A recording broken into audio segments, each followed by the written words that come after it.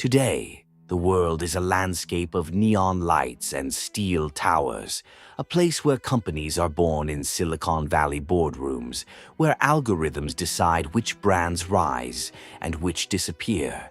But if you stand on the corner of almost any busy street on Earth, from the rain-soaked avenues of London to the humid markets of Ho Chi Minh City, you will see a face that belongs to a completely different era.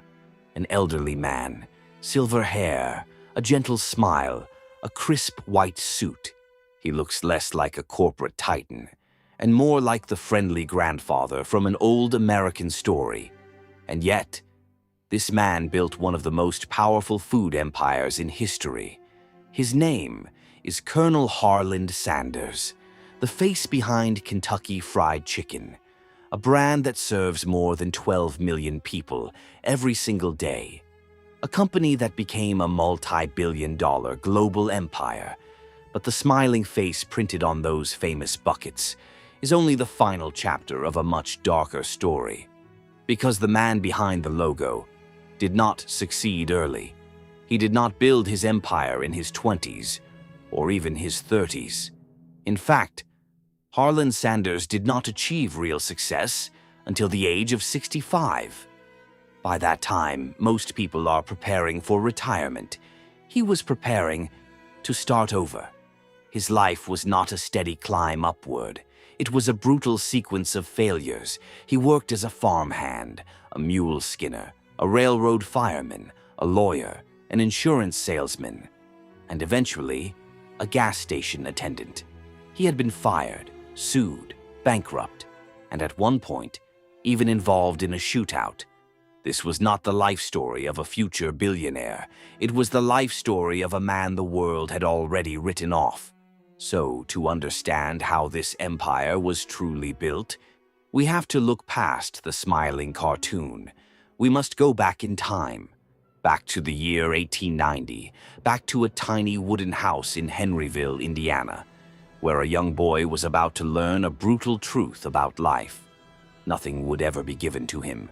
Everything would have to be fought for. Indiana in the late 19th century was a place of rough soil and relentless labor. Harland David Sanders was born into a small farming family. His father worked 80 acres of land growing corn and hay. Their house had rough wooden floors. The air often smelled of livestock and damp earth.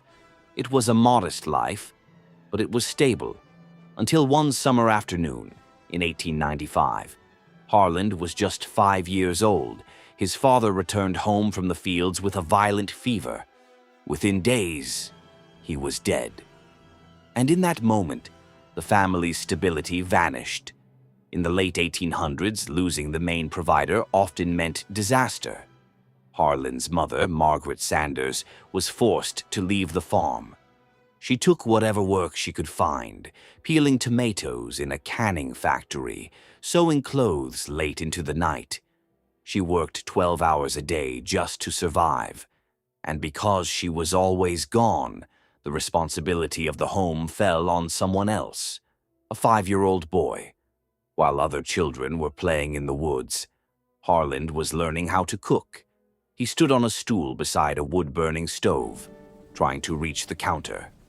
He learned how to knead dough, how to fry meat, how to season vegetables, not for fun, but because if he didn't cook, his younger brother and sister would not eat. Those long hours alone in the kitchen changed him. He began to notice things, how heat changed flavor, how spices could transform a simple meal. Food became something powerful, a way to bring comfort to a home that had become cold and uncertain. By the age of 10, his childhood was over.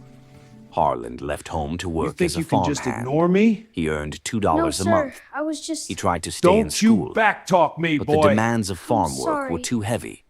Eventually, he dropped out in the 6th grade. He would later say the thing that drove him away from school was simple: algebra.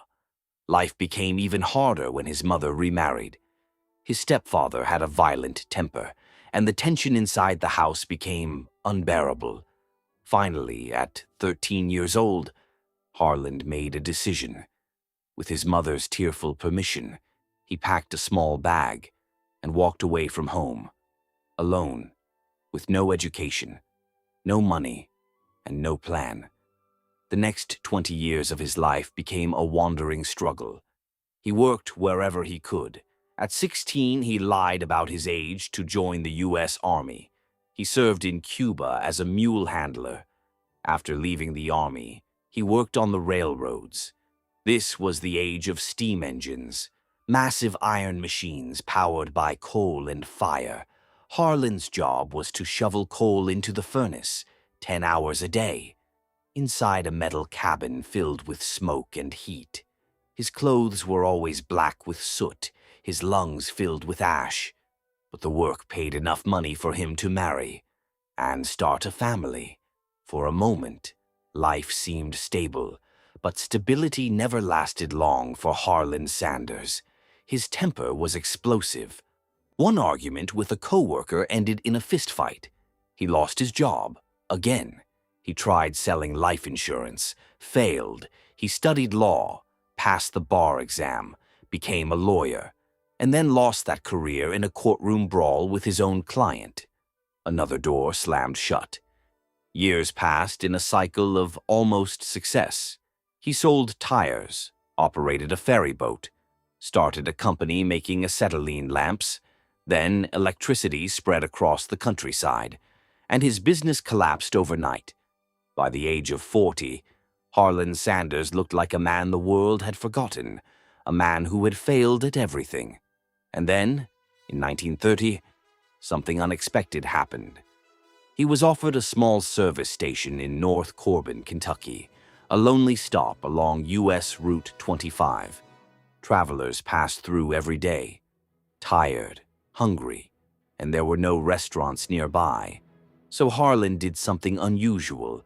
He invited them into his home. He sat them at his own dinner table, and he cooked for them. Ham, biscuits, mashed potatoes, and fried chicken.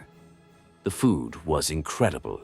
Word spread quickly among travelers. People began stopping not for the gasoline, but for the man in the kitchen. But the colonel was still searching for perfection. Frying chicken in a pan took 30 minutes. Too slow. Deep frying dried the meat. Too harsh. Then one day, he discovered a new invention, the pressure cooker. Everyone said it would never work. Oil under pressure could explode. But Harlan Sanders had never been afraid of risk. After months of experiments, he found the answer. Chicken cooked under pressure. Golden, crispy, juicy. Ready in 9 minutes. He had created something revolutionary. But fate struck again. A new highway bypassed his town. Traffic disappeared. His restaurant collapsed. At 65 years old, Harlan Sanders lost everything. His business, his savings, his future. All he had left was a $105 Social Security check.